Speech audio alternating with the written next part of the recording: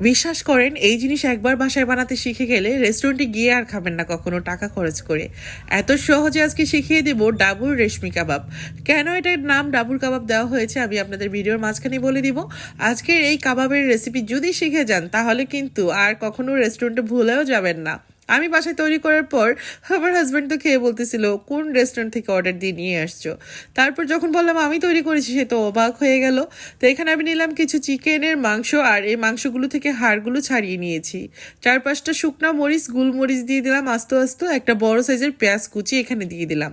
এখন আমি এখানে একটা ব্লেন্ডারের জারের মধ্যে দিয়ে দিচ্ছি, দিয়ে আমি এটাকে একদম কিমা তৈরি করে নেব। আর এই ব্লেন্ডার জগটা তো মানে আমাকে এত হেল্প করে কি বলবো, এটা আমার নিজের মানে একটা পছন্দের জিনিস। কিচেনের আমার অর্ধেক কাজই কিন্তু এটা সহজ করে দেয়। তো যাই হোক, অনেক আপুরা আমাদের কাছ থেকে কিন্তু এই ব্লেন্ডার জগটা নিয়েছেন, যদি কারো লাগে ইনবক্স করতে পারেন। এই তো দেখে হয়তো বুঝতে পারছেন কতটা সুন্দর হয়েছে। আর এই কিমাটা দিয়েই কিন্তু তৈরি করব আজকের এই রেশমি কাবাবগুলো। এই কাবাবগুলোর নাম আমি দিয়েছি ডাবুর কাবাব। তো কেন দিয়েছি সেটা দেখিয়ে দেব। এখন আমি সব নামিয়ে নিচ্ছি, একদম পুরোপুরি মিহি করিনি, কিন্তু কিছুটা মানে এবড়ো থেবড়ো আছে। এখানে 1 টেবিল চামচ পরিমাণ কর্নফ্লাওয়ার দিয়ে দিলাম, আর এখানে আমি শুকনো গুঁড়া মশলা দিয়ে দিলাম, এটা আমার নিজের তৈরি করা। এলাচ, দারচিনি, লং, লবঙ্গ, ধনিয়া, জিরা একসাথে করে আমি ব্লেন্ড করে 4 টেবিল চামচ পরিমাণ এখানে অ্যাড করলাম। আর আমি এখানে কাশ্মীরি মরিচের গুঁড়া দিলাম 1 টেবিল চামচ পরিমাণ, এতে করে কালারটা খুব ভালো আসবে। আদা রসুন পেস্ট 1/2 টিস্পুন করে অ্যাড করলাম। আমার নিজের হাতে তৈরি করা দানাদার ঘি দিয়ে দিলাম এখানে, আর স্বাদ মতো লবণ অ্যাড করে দিলাম। কিছু ধনিয়া পাতা কুচি অ্যাড করেছি, এতে করে কিন্তু স্মেলটা খুব ভালো আসবে।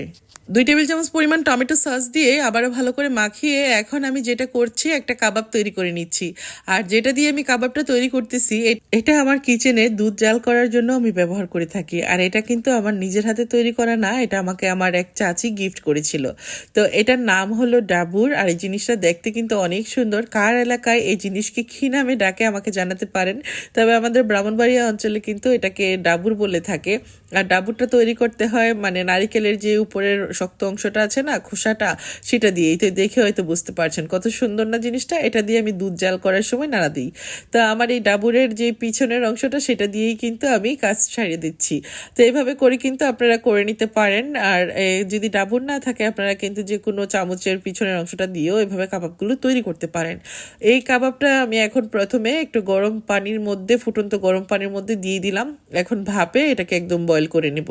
বেশিক্ষণ রাখবো না, 10 মিনিটের মতো রাখবো, এতে করে কাবাবটা কিন্তু সিদ্ধ হয়ে যাবে।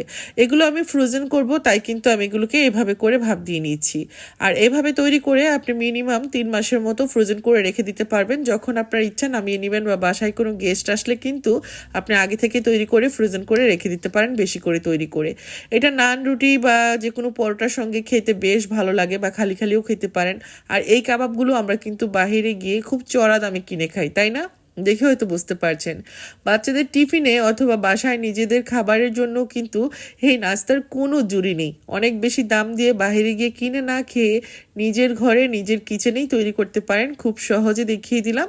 আমি কিছু ফ্রোজেন করে রেখে দিচ্ছি, আজকে যে পরিমাণ বানাচ্ছি তার থেকে অর্ধেক রেখে দিলাম, আর অর্ধেক এখন আমি ভেজে নেব।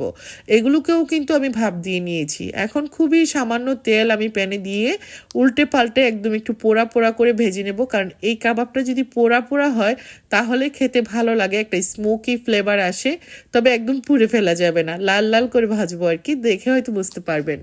কি এত সহজ একটা রেসিপি আপনাদেরকে শিখিয়ে দিলাম। যারা নতুন রাঁধুনি ভাই বোনরা আছেন, কেমন লেগেছে কমেন্টের মাধ্যমে জানাবেন। ভালো লেগে থাকলে অবশ্যই ভিডিও বেশি বেশি করে শেয়ার করবেন।